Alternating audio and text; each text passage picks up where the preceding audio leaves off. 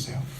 오늘 말씀을 다 같이 함께 보시죠. 요나서 1장 17절에서 2장 10절까지 말씀입니다. 좀 길지만 저와 여러분이 오늘 전체 이야기가 이렇게 돌아가는구나 함께 마음에 새기시면서 함께 봉독하겠습니다. 시작. 여호와께서 이미 큰 물고기를 예비하사 요나를 삼키게 하셨으므로 요나가 밤낮 3일을 물고기 뱃속에 있으니라. 요나가 물고기 뱃속에서 그의 하나님 여호와께 기도하여 이르되 내가 받는 고난으로 말미암아 여호와께 불러 아뢰었더니 주께서 내게 대답하셨고 내가 수월의 뱃속에서 부르짖었더니 주께서 내 음성을 들으셨나이다. 주께서 나를 깊음 속 바다 가운데 던지셨으므로 큰 물이 나를 둘렀고 주의 파도와 큰 물결이 다 내 위에 넘쳤나이다. 내가 말하기를 내가 주의 목전에서 쫓겨났을지라도 다시 주의 성전을 바라보겠다 하였나이다. 물이 나를 영혼까지 둘러싸우며 깊음이 나를 에워싸고 바다풀이 내 머리를 감쌌나이다. 내가 산의 뿌리까지 내려갔사오며 땅이 그 빗장으로 나를 오래도록 막았사오나 나의 하나님 여호와여 주께서 내 생명을 구덩이에서 건지셨나이다. 내 영혼이 내 속에서 피곤할 때 내가 여호와를 생각하였더니 내 기도가 주께 이르렀사오며 주의 성전에 미쳤나이다. 거짓되고 헛된 것을 숭상하는 모든 자는 자기에게 베푸신 은혜를 버렸사오나 나는 감사하는 목소리로 주께 제사를 드리며 나의 소원을 주께 갚겠나이다. 구원은 여호와께 속하였나이다 하니라. 여호와께서 그 물고기에게 말씀하시매 요나를 육지에 토하니라. 아멘. 요나가 고집부리고 말을 지지리도 안 듣다가 결국 바다에 던져지고 하나님이 준비하신 큰 물고기 뱃속에 들어가게 됩니다. 그 모습이 어떨까? 한번 제가 찾아봤는데 이쪽 좀 거기 좀 잠깐 꺼봐 주시겠어요? 그때 모습을 그린 건 아니고요. 제가 이런저런 그림을 찾아보다가 큰 물고기 그리고 심해 그리고 그 앞에 놓인 작은 배 모습이 어떨까 보니까 이 분위기가 꼭 그때 모습을 연상케 해주지 않을까 그런 생각이 듭니다. 네, 다시 켜주셔도 되겠습니다. 그대로 두셔도 되겠습니다. 요나가 물고기 뱃속에 들어가 있었는데 그 모습을 요나가 뭐라고 표현하냐면 자기가 스올의 뱃속에 있었다라고 이렇게 표현해요. 이 스올이라는 것은 히브리어 그 문자 그대로를 발음나는 대로 쓴 거거든요. 그 의미는 주로 음부라고 번역합니다. 음부란 죽은 사람들이 죽어서 땅속 깊은 곳으로 내려가는 것이라고 그때 히브리인들이 이렇게 세계관으로 생각했었죠. 그들은 이 음부의 세계가 흑암이 가득한 곳이고 소리가 없고 아주 적막한 곳이고 그곳에는 너무 깊어서 하나님의 손길, 하나님의 관계도 접근지 않는, 그래서 완전히 하나님과 단절된 곳이라고 생각했습니다. 그래서 그 음부라는 곳, 이것이 이 사람들에게 두려운 이유는 그들의 신락 같은 소망인 그 하나님의 손길도 닿지 않는 곳이라고 생각했기 때문이죠. 요나는 이 물고기의 뱃속을 수올의 뱃속이라고 표현했어요. 그 물고기 뱃속에 있었던 기분이 어땠을까요? 깜깜했을 겁니다. 아무것도 보이지 않았을 거예요. 그리고 그 속에는 역한 냄새들이, 역겨운 냄새들이 코를 진동했을 것입니다. 그리고 이러다가 내가 언제 죽을지 모르는 공포가 계속해서 자기를 둘러싸고 있었을 거예요. 하나님과 철저히 단절된 곳이라 그곳에서는 하나님께 부르짖어도 하나님께서 듣지 않으실 것이다. 더군다나 하나님을 피해 도망 나온 나 같은 사람을 여기까지 이 깊은 곳까지 오셔서 내 소리를 듣지 아니할 것이다. 그렇게 생각이 들었을 것입니다. 오늘 말씀 속에 보면 물고기 뱃속에 있었던 요나의 그 심정, 그 느낌을 다양하게 표현하고 있는데 5절에 보니까 이런 표현이 있어요. 물이 나의 영혼까지 둘렀고, 물이 그냥 자기 몸을 휩싸는 정도가 아니라 내 영혼 전체를 휘감고 들어가는 것 같은 그런 느낌을 받고 있다는 거예요. 또 기품이 나를 애워쌌다. 기품이 나를 애워쌌다는 말. 내가 깊은 곳에 떨어진다는 표현은 할 수 있지만 기품이라는 것 자체가 나를 완전히 휘감고 있는 것 같은 그런 느낌을 표현할 때 그 심정이 어땠을까요? 그리고 바다풀이 내 머리를 감쌌나이다. 요나가 물고기 뱃속에서 무릎 꿇고 하나님을 향해서 정자세로 기도하고 있을 것 같지만 아마 실제 그 모습은 불을 켜고 보았다면 가관이었을 겁니다. 미역 같은 거요. 물풀이 한 뒤범벅이 돼가지고요. 귀에도 미역이 하나 꽂혀져 있고 목에도 목도리처럼 하나 휘감고 있고 그리고 자신이 완전 물투성이가 되고 냄새는 역한 냄새가 나고 이쪽이 앞인지 뒤인지 구분도 안 되게 깜깜한 흑암 속에 얼마 동안요? 3일 동안 밤낮을 그 공포가 육지도 아니고 깊은 바닷속 심해 깊은 곳에 그때 요나의 마음이 이랬다는 거예요. 6절 말씀에도 이렇게 표현하고 있어요. 내가 산의 뿌리까지 내려가 싸우며. 이 산의 뿌리는 어디입니까? 상상해 본 거죠. 산은 아주 높잖아요. 그러면 나무가 이렇게 높으면 거꾸로 뿌리도 그만큼 내려가지 않습니까? 산 꼭대기가 저만큼 높은 것처럼 만약 산에도 뿌리가 있다면 그만큼 깊다는 것을 표현한 거겠죠. 자기가 그 심해 깊은 곳으로 떨어지고 있는데 밑으로 깊숙이 떨어지고 있는데 그 느낌이 마치 높은 산, 도저히 얼마나 높은지 가늠할 수도 없을 것 같은 그 높은 산에 뿌리가 있다면 그 뿌리까지 떨어지는 느낌이라는 거예요. 또 땅이 그 빗장으로 나를 오래도록 막아 놓아주지 않는 느낌을 받는다는 겁니다. 누구의 눈에도 띄지 않고 누구의 손길도 닿을 수 없는 어떤 깊은 구덩이에 떨어져서 내 몸을 그렇다고 내가 가눌 수도 없는 그런 상태가 된 거예요. 얼마나 두렵고 얼마나 절망적이고 얼마나 소망 없는 상태일까요? 요나의 딱 심정을 그렇게 표현하고 있는 겁니다. 여러분도 살면서 혹시 이와 비슷한 느낌, 비슷한 심정을 가져본 적이 있습니까? 우리가 경험하고 있는 여러분의 어떤 수월의 뱃속은 무엇입니까? 주님 말씀을 거역하고 내가 원하는 대로 욕심을 따라 죄를 따라 고집스럽게도 도망다니다가 떨어진 수월의 뱃속 같은 내가 처한 삶의 상황, 그 자리는 어떤 모습일까요? 사방이 깜깜해서 도저히 앞뒤 분간이 되지 않고 죽을 만큼 견디기 힘든 고통과 아픔이 계속되고 있고 만일 영적으로 우리가 공기를 맡을 수 있다면 내가 느끼고 있는 그 영적인 분위기의 냄새는 전혀 소망이 없는 이러다가 죽고 말겠지 하는 음산한 죽음의 냄새가 맡아지는 그런 삶의 정황이 계속되고 있는 바로 그 자리가 수월의 자리죠. 소망이 없어 보이고 도저히 상황이 좋아질 것 같은 낌새가 전혀 보이지 않고 불길한 냄새만 삶 속에 진동하고 있을 때 끝도 없이 아래로 떨어지고 누구도의 손길도 닿지 않는 암흑 속에 떨어져 있는 느낌.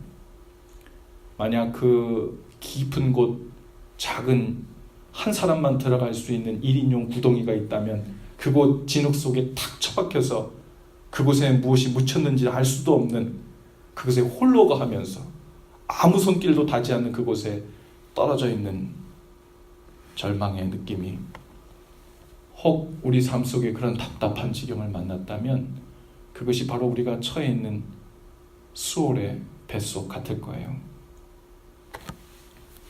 한마디로 딱 정의하면요, 바로 하나님과 단절된 것입니다.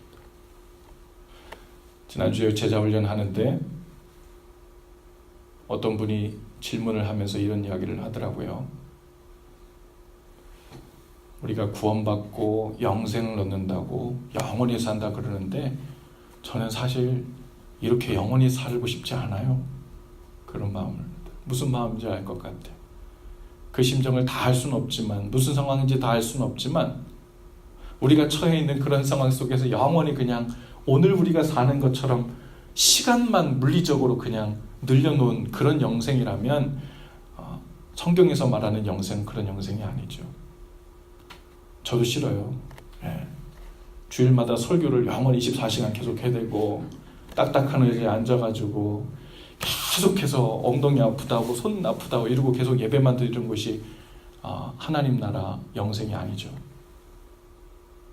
그곳에서 완전하신 하나님의 사랑 가운데 들어가서 불완전했던 하나님과의 관계가 완전히 회복되고 넉넉하고 부족함 없고 온전한 그분의 사랑 안에서 누리며 그 임재 가운데 기뻐하고 즐거워하는 일들이 지속되고 멈추지 않는 것.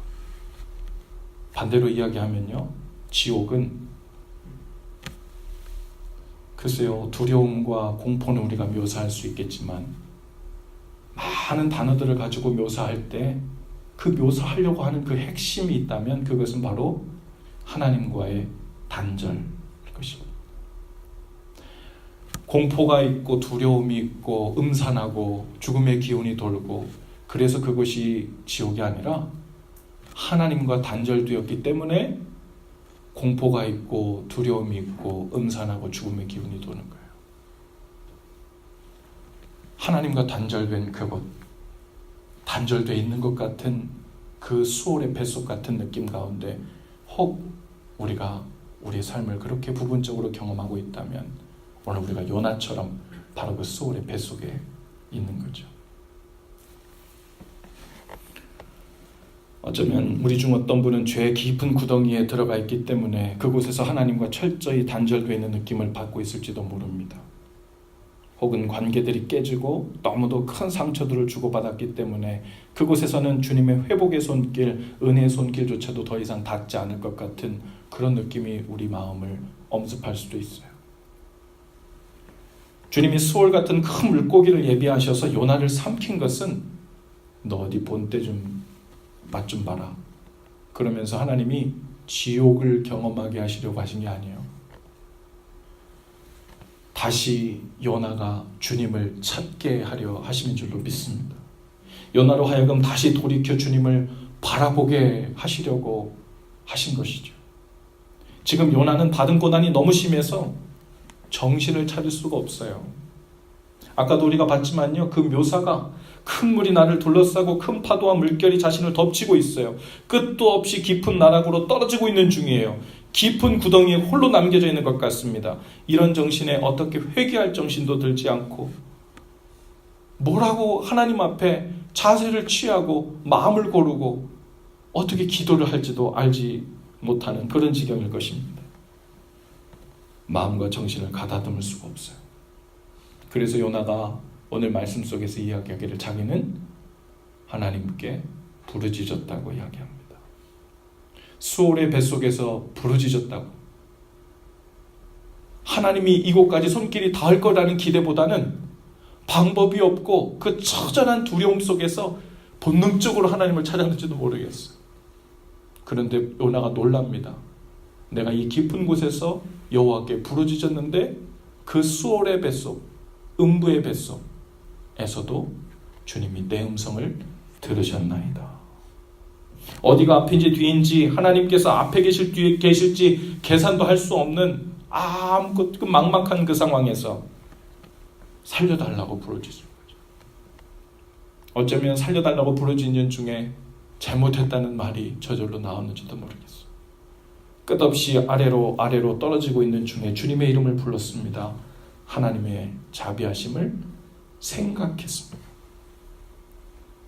그런데 하나님의 손길, 하나님의 자비, 하나님의 음성과 단절되었다고, 그것은 수월이라고, 하나님의 손길, 자비가 닿지 않는 곳이라고 생각했는데 주님께서 내 음성을 들으셨다는 그 고백을 하고 있는 거예요. 7절에 보니까 고난과 두려움을 인해 영혼이 피곤해서 기도할 생각도 나지 않을 그때 내가 여호와를 생각하였더니 내 기도가 주께 이르렀고 주의 성전에 미쳤나이다 라고 이렇게 고백하고 있어요. 여기 저와 여러분들 가운데도 고난이 겹치고 겹쳐 또 죄가 겹치고 겹쳐서 실망과 절망이 겹치고 겹치면 우리 영혼이 피곤해집니다. 영혼이 피곤해지면 기도도 안 나오죠. 어떻게 주님을 불러야 될지도 모르겠어요. 흑암송의 3일 밤낮이 있었던 요나의 심정처럼 앞이 깜깜하고 아무것도 할 수 없는 지경에 이르게 되죠. 그런데 바로 그곳에서 어찌해야 할지 모르는 그 마음이 계속되는 그때 요나가 주님을 생각했대요. 생각했는데 그 생각이 자기도 모르게 기도로 바뀌었고 자기도 모르게 하나님의 성전 앞에 가 있는 것 같은 주님의 임재를 경험하게 되었다고 고백하고 있어요. 저의 구원의 소망은 주님께만 있다는 믿음으로 주님을 생각했습니다. 오늘 수월의 뱃속 같은 그 절망과 고난 가운데 있는 저 여러분이 있다면 하나님, 제가 구체적으로 어떻게 기도해야 될지 기도의 열정도 생기지 않습니다. 그렇다면 오늘 주님 앞에 주님을 생각하실 수 있기를 바랍니다. 그리고 그 생각이 기도로, 그 생각이 주님 성전의 임재 가운데로 나아가게 연결되는 그런 은혜가 있기를 바라요. 하나님의 명령을 거역하고 도망갔던 요나에게 끝까지 구원의 손길을 베푸신 하나님 앞에서 요나는 이렇게 고백합니다. 8절이에요. 거짓되고 헛된 것을 숭상하는 모든 자는 자기에게 베푸신 은혜를 버렸사오며. 누구 이야기예요? 자기 이야기예요. 요나 자기 자신이 거짓되었었다는 거예요. 헛된 것을 숭상했다. 하나님의 은혜를 버린 자라고 고백합니다. 헛된 무엇을 숭상했었습니까? 자기 자신을 숭상했었어요. 자기 마음이 원하는 대로 다른 것이 헛되고 거짓된 것을 숭상했던 겁니다. 이어서 9절에서 고백해요. 나는 감사하는 목소리로 주께 제사를 드리며 나의 소원을 주께 갖겠나이다. 이제야 요나는 자신이 하나님 앞에서 얼마나 감사를 해야 되는 엄청난 은혜를 입으며 산 사람인지를 깨닫죠. 그리고 이제 주님 명하신 일을 즉시 순종으로 행하겠다고 고백합니다. 요나가 물고기 뱃속에서 3일 밤낮을 있었다 그랬어요. 2장 10절에 보면 하나님이 물고기에게 말씀하셔서 요나를 육지에 토하게 하셨다 그랬죠. 그 육지로 토해내기 전에 이제 살게 되었잖아요. 그 뱃속에서 3일 밤낮을 있었다 그랬는데 성경에서 이 3일이라는 숫자도요, 단순히 기간적인 의미라고만 볼 수 없습니다.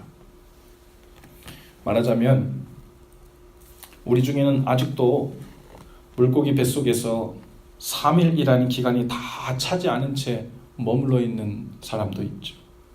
그 성경에서 나오는 3일이라는 숫자, 그것은 어떤 의미냐면 하나님의 목적과 뜻이 온전히 이루어진 기간을 의미하는 것입니다. 그래서 예수님도 3일 만에 부활하셨어요. 4일, 5일이라고 할 수도 있는데 3일 만에 부활하셨어요. 예수님께서 내가 너희에게 표적을 주기 원하는데 내가 너에게 줄 표적은 요나의 표적이라 그랬어요. 요나가 물고기 뱃속에서, 즉 음부라고 상징되는 죽음 가운데 있다가 3일 만에 완전 죽은 줄 알았는데, 하나님과 단절됐다가 생각했는데 다시 생명으로 나와 하나님의 뜻을 이룬 것처럼 예수님께서 음부 무덤 속에 3일 동안 계시다가 다시 마치 무덤이 토해낸 거예요. 음부가 감당할 수 없는 하나님의 아들을 토해내서 다시 생명으로 토해내진 부활하신 예수님, 그분이 바로 요나의 표적을 가지고 계신 분이십니다. 그 3일은 하나님께서 요나를 통해, 예수님을 통해 그분이 정하신 뜻과 목적을 이루신 기간입니다.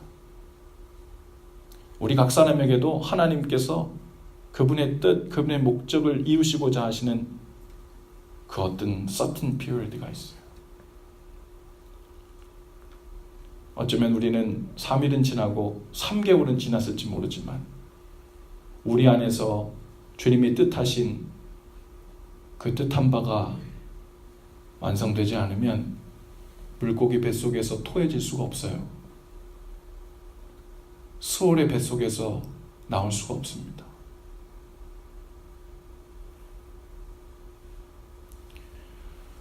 여러분들은 여러분이 처한 그 수월의 뱃속에서 며칠째 지내고 있습니까? 나 이곳에 들어앉아 있는지 한참 된 것 같은데,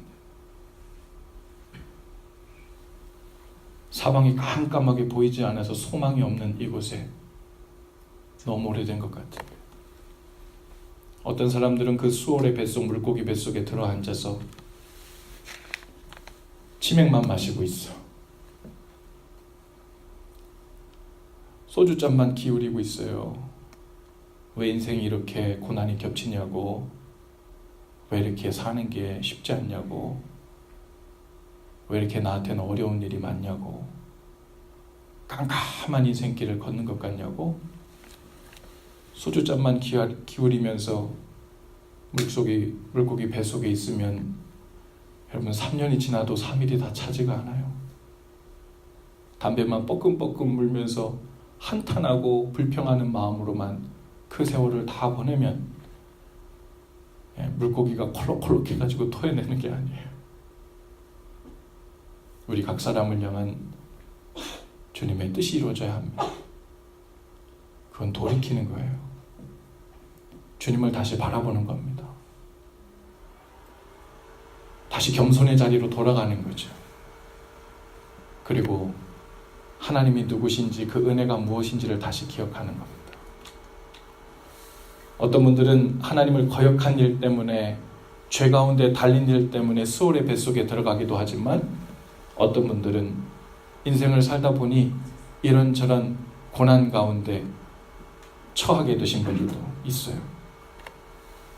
여러분, 주님을 생각하실 수 있기를 바랍니다. 오늘 이 저녁에 주님을 생각하시고 주님께 부르짖을 때, 내가 하나님 기도할 줄 몰라요, 혹은 오늘 저녁 기도할 힘도 내게 없어요. 그렇다면 여러분, 오늘 가만히 앉아 주님을 한번 생각해 보세요. 그리고 우리 속에서 요나가 하나님께 이런 심정으로 부르짖었겠다, 이런 심정으로 주님을 생각했겠다 하는 그 기도를 올려드릴 수 있기를 바랍니다. 그것이 어떤 곳이라도, 아무리 멀리 떨어져 있는 것 같다 하더라도, 너무 깊이 떨어져 있는 것 같다 하더라도, 주님이 그 수월의 뱃속에서 우리의 기도를, 우리의 음성을 들으실 줄로 믿습니다. 우리의 탄식을, 우리의 생각을 돌려 기도로 만드시고 주님의 성소 앞에 나와 주님의 임재를 경험하게 하시는 그런 은혜를 베푸실 줄로 믿습니다. 그러면 어떤 절망의 구덩이에 처박혀 있든지 주님이 다시 건져내어 살리실 거예요. 오늘 그렇게 기도하십시다. 나를 바꿔주세요. 마지막으로 어떤 목사님이 나의 쉰이 돼가지고 이런 글을 공유해 주셨어요. 20에는 세상을 바꾸겠다며 돌을 들었고, 30에는 아내를 바꾸겠다며 눈초리를 들었고, 40에는 아이들을 바꿔놓고 말겠다며 매를 들었습니다. 그런데 50이 되니 바뀌어야 할 것이 바로 나임을 깨닫고 들었던 것을 다 내려놓았습니다. 저는 나이 50이 안 됐는데 제 얘기 같아요. 오늘 주님 앞에서 제가 바로 나를 같은 사람 용납하시고 은혜 베푸신 그 사랑에 감사할 줄 모르고 겸손할 줄 몰랐던 제가 요나입니다. 거짓되고 헛된 나 자신을 숭상하고 내 길로만 고집스럽게 가려 한 제가 요나입니다. 오늘 저의 부르짖음을 들으시고 제 음성을 들어주옵소서. 오늘 기도가 우리의 기도가 될 수 있기를 바랍니다. 잠깐 기도하죠. 주님, 이 저녁 깜깜하고 깊은 곳으로 내려가고 떨어지고 떨어져 주님의 손길도 닿지 않을 것 같은 그곳에서 혹시나 하는 마음으로 주님의 이름을 불러보고 주님을 생각할 때 그 수월의 깊은 곳까지 찾아오셔서 그 음성을 들으시고 우리의 그 한탄과 그 생각을 기도로 바꾸어 주셔서 인도해 주시는 오늘 주님의 그 사랑과 은혜를 기억하게 해 주옵소서. 오늘 그 은혜를 의지하여 마치 요나 같은 우리 모습을 돌아보며 주께로 나아갑니다. 오늘 우리를 살려 주옵소서. 오늘 우리의 기도를 들어주시옵소서. 영원히 피곤한 자들의 입술을 열게 하시고 우리의 생각이 주를 향하게 하시옵소서.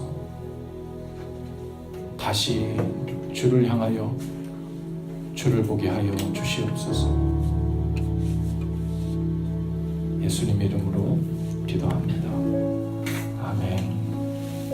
우리 함께 우리의 고백을 주님 앞에 고백하며 나가십시다. 깜깜한 흑암 속에서 주님만 바라보겠습니다. 하나님의 사랑을 사모하는 자, 하나님의 평안을 바라보는 자, 너의 모든 것 창조하신 우리 주님이 너를 얼마나 사랑하시는지 하나님께 찬양과 경배하는 자,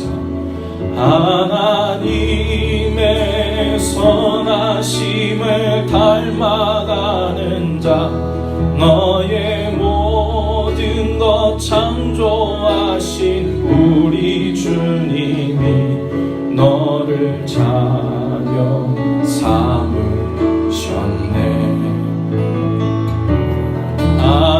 하나님 사랑의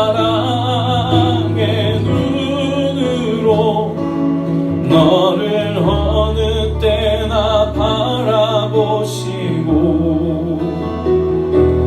하나님 인자한 귀로서 언제나 너에게 기울이시니 어두움에 밝은 빛을 비춰주시고 너의 작은 신음에도 응답하시니 너는 어느 곳에 있든지 주를 향하고 주만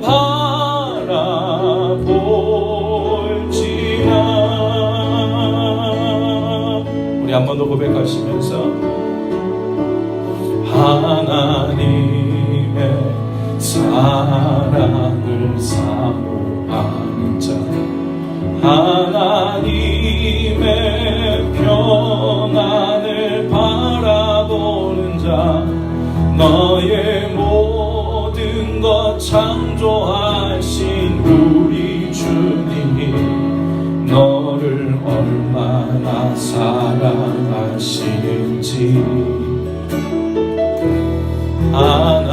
하나님께 찬양과 경배하는 자, 하나님의 선하심을 닮아가는 자, 너의 모든 것 창조하신 우리 주님이 너를 자녀 삼으셨네.